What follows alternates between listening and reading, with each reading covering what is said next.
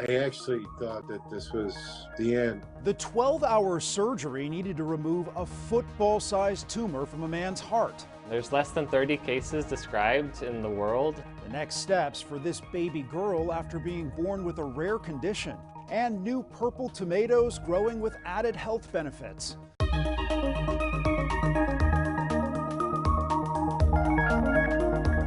Welcome to Eye on Health, where we focus on stories that affect your physical and mental well-being. I'm Bradley Blackburn. We begin with the global concern about a rise in measles cases. According to the World Health Organization, there were more than 42,000 cases last year. In the U.S., there have been more than 20 reported cases since December 1st, most in children who haven't been vaccinated. Don't just show up at an emergency room. Dr. Scott Krugman is a pediatrician in Maryland, where health officials recently reported a case from a traveler who just returned from overseas. He says if you think you may have been exposed, call the hospital so they can make preparations. Symptoms sometimes don't appear for up to 2 weeks after exposure. They include fever, cough, runny nose, and a rash. Measles is like 10 times more infectious than COVID. So we're talking, if you're exposed, there's a good chance you're going to get it if you're not vaccinated. I think this is just the first shot, but we're going to be seeing a lot more cases coming up in the next couple of weeks and months, to be honest with you. Health experts say communities need a 95% or higher vaccination rate to reach herd immunity. That's the level that keeps large-scale outbreaks from happening if a measles case is introduced. But nationwide, the share of unvaccinated kindergartners has grown significantly in the last 3 years. A CBS News investigation analyzed data in 19 states and found vaccination rates are so low, more than 8,500 schools and 800,000 students are at risk of a measles outbreak. And another viral warning, hospitals across the country are seeing a dramatic rise in the number of flu cases in children. The CDC says emergency room visits for influenza increased for a 4th straight week in children ages 5 to 17. That's now the highest level since the end of last year. Children 5 to 11 had the biggest increase in ER visits, up more than 37% in January. It's very easy for the viruses to spread from person to person when they're confined in classrooms. Recently, the school district in Gladwell, Texas, closed midweek due to a high number of flu absences. We're seeing a lot of kids coming from the school. And matter of fact, I've had a teacher just last week say that about a third of her class was out at one time. For student Susie Perez, it's a flashback to virtual learning during COVID. When I was in 6th grade, I'm kind of scared for that to come back because, no, I don't want to do online. I can't with that. I can't. Less than half of children and adults report getting their flu shot this season. After undergoing surgery, King Charles III is facing another health challenge. Buckingham Palace says the 75-year-old monarch has been diagnosed with an undisclosed form of cancer and is already receiving treatment. Ian Lee reports from London. Buckingham Palace says King Charles will carry on with state business and won't hand over his roles as head of state while he undergoes treatment for cancer. Constitutionally, the King Charles ship sails on. What we're not going to see is a lot of him, in person on public duties for how long it takes for him to have this treatment. The palace says outpatient treatment of the king has begun. The form of cancer he has was not disclosed, but the palace says it's not related to the king's recent treatment for a benign prostate condition. The king is someone who is usually in very robust health. When I worked with him, it was terrifically hard to keep up with him. CBS News royal contributor Julian Payne is the king's former communications secretary. This will be something he's not used to. I think he will be stoic about it. I think he will do what the doctors are asking him to do. In a statement, the palace says when the 75-year-old king spent 3 nights in a London hospital last month, a separate issue of concern was noted. It sounds like it was found unexpectedly as part of the procedure on the prostate. But the palace is not telling us where the cancer is, what the tissue type is, or how it was found. We do know that it is not prostate cancer. President Biden reacted to the news about the most prominent British royal who ascended to the throne less than a year and a half ago. I'm concerned about him. Just heard his diagnosis, but I'll be talking to him, God willing. The palace also said King Charles, quote, remains wholly positive about his treatment and looks forward to returning to full public duty as soon as possible. Ian Lee, CBS News, London. Country music star Toby Keith died at the age of 62.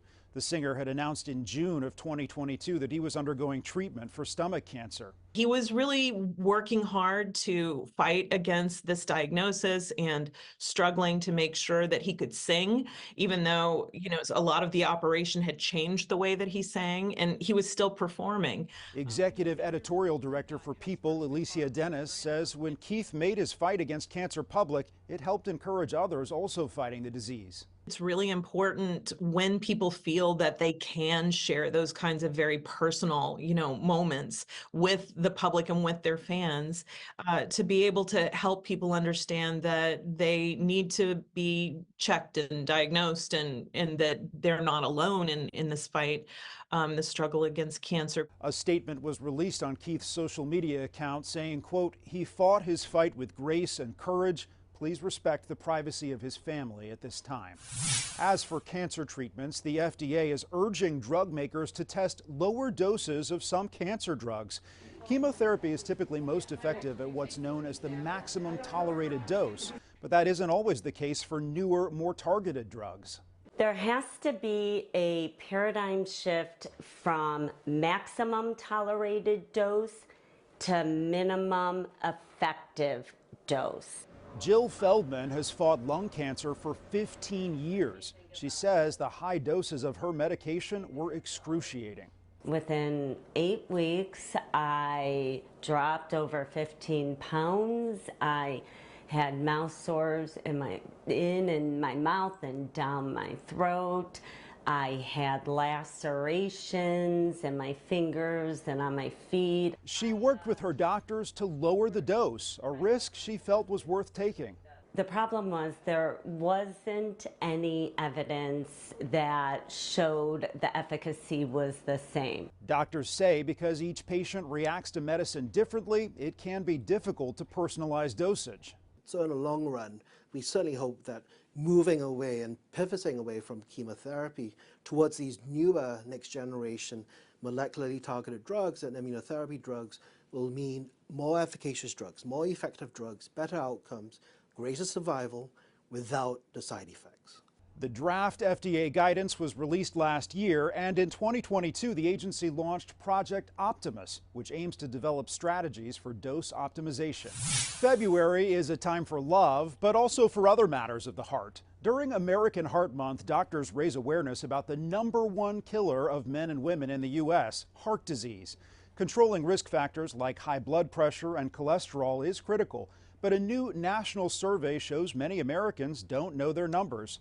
Christian Benavides has more. Despite being young and active, Erica Hudson has had high cholesterol since her 20s. I was like, how is this possible?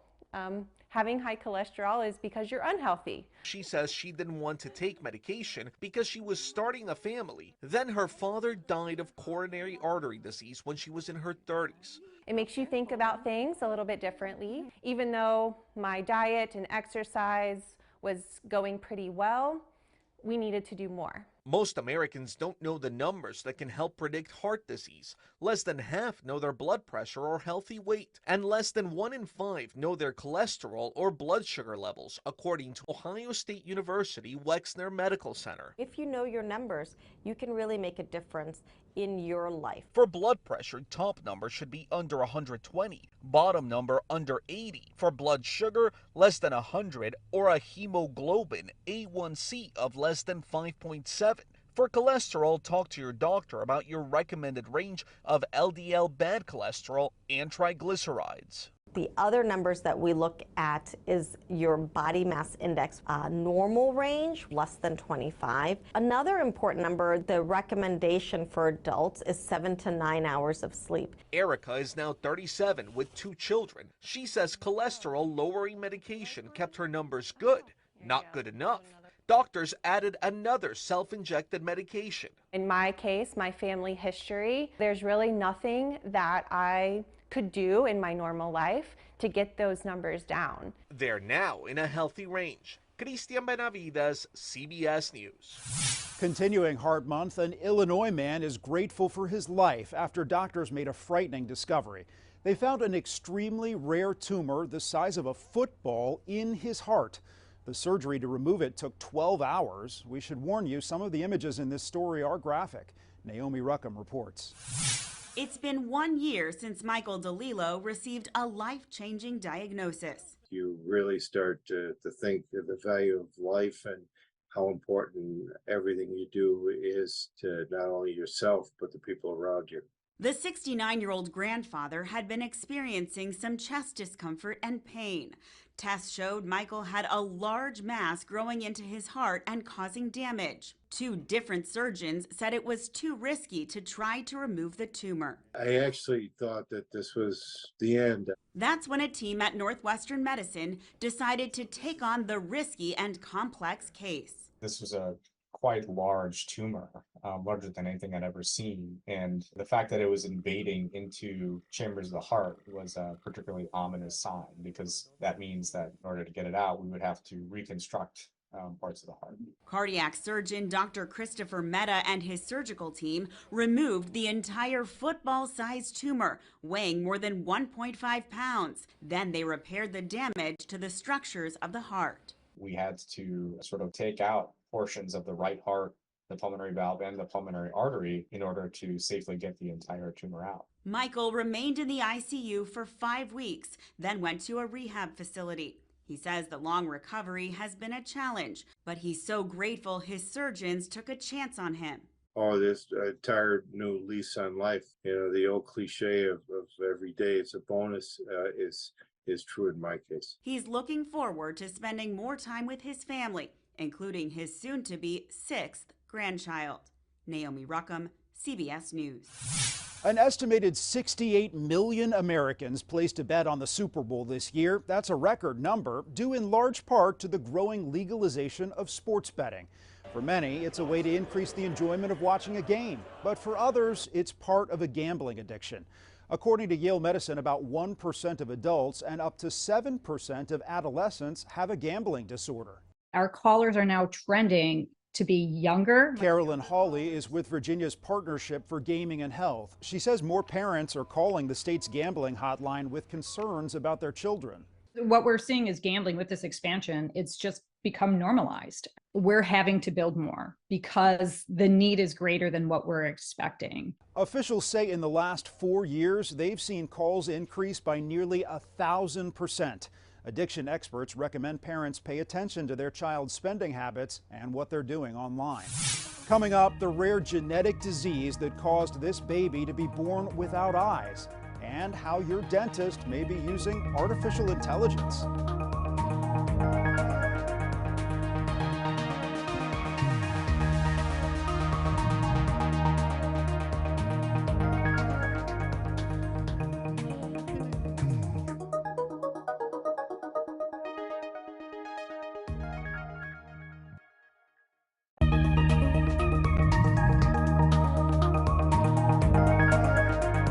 Welcome back.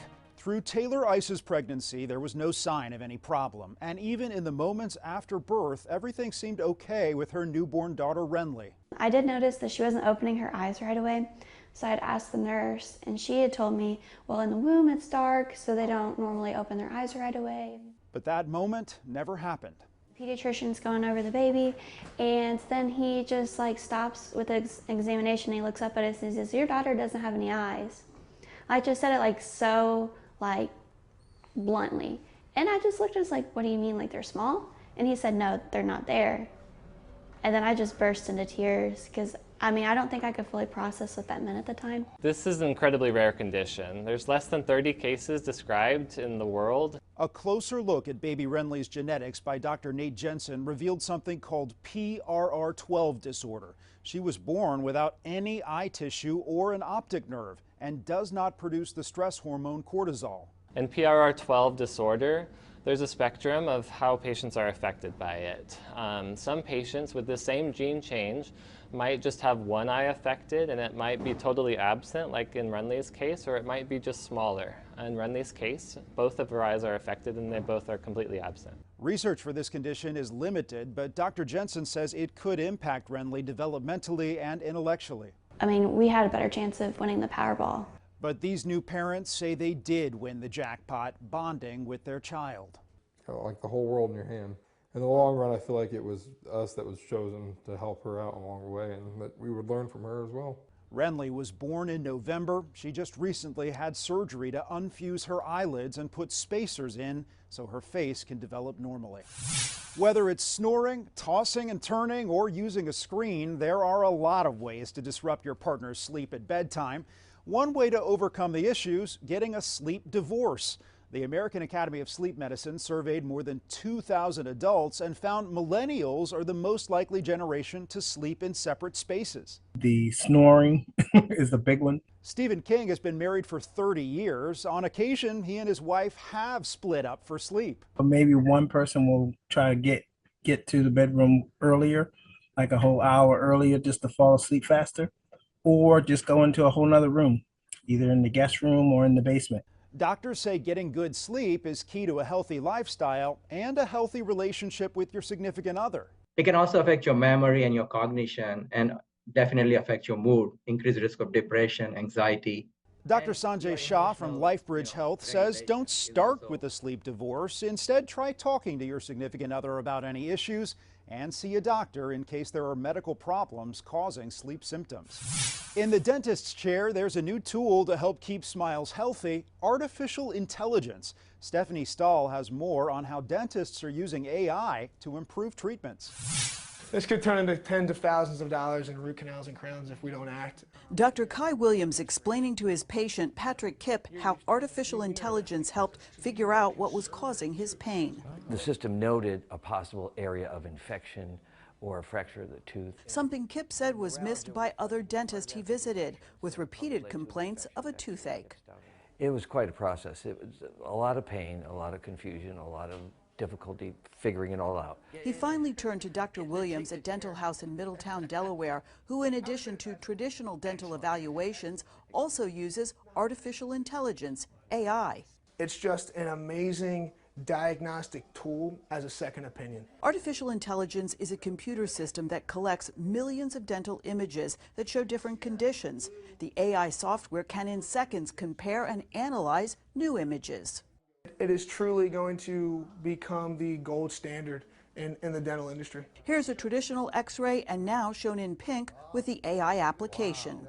It allows us to, again, not only see that there's a cavity present, but also be accurate into how aggressive that cavity is. The American Dental Association says AI is progressing, but human expertise and clinical judgment remain essential. Here's what AI shows for Kipp: the fracture and infection that was fixed with an extraction. So I'm very thankful that they were able to help. Dr. Williams now uses AI for all his patients at no additional charge. Kipp says he has a new appreciation for new technology. Stephanie Stahl, CBS News, Philadelphia. After the break, tomato, tomato. Either way, these ones are purple. Plus the undiagnosed condition that sidelined this college athlete with a stroke.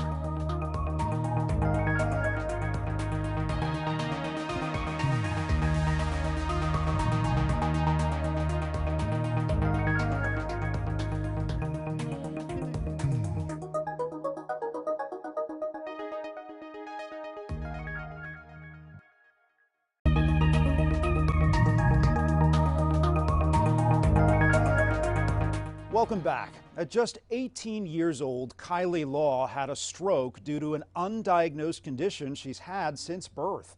More than a year later, the competitive rower is still recovering, and she's determined to live out her dreams. Nancy Chen has the story. My vote is right here. Kylie Law is a competitive rower for Boston University, one of the top teams in the nation. But her athletic future was once far from certain after she had a stroke at just 18. There were no warning signs at all. A year and a half ago, Law was in New Zealand for a rowing program when she says her hotel room seemed to spin. Everything went black. I couldn't really move my limbs and everything was very slow and sluggish, and my speech was very slurred. I got to the door, opened it with the last of the energy that I had, and screamed for help at the top of my lungs over and over again. An MRI confirmed an ischemic stroke. Doctors told Law part of her brain died. A blood clot had cut off the blood supply to an artery in her cerebellum, the part of the brain responsible for balance and coordination. You're so used to using your body as an athlete. What did it mean to you that you weren't able to even fend for yourself for eating? At this point, I couldn't even get up to walk to the bathroom without help. I couldn't even speak. My speech was still slurred for about a week or more after. It was just terrifying thinking that I wouldn't be able to do that in the future. Doctors later discovered she had an undiagnosed but common congenital heart condition affecting about 20% of people called patent-Freeman-Ovalle, or PFO. Most have no idea they have it, and it rarely causes complications. It's when a hole between the left and right upper heart chambers fails to close naturally after birth, which in Law's case enabled a stroke, as a blood clot flowed through the hole up to her brain. It essentially has to be a perfect storm for everything to come together. Exactly. Dr. Adam Small is a cardiologist at NYU Langone who specializes in congenital heart conditions. Fortunately, for most of us with PFOs, we're never going to have a stroke and everything will be okay. These stories highlight how scary these things can be, but I think also I want to remind people that they are rare.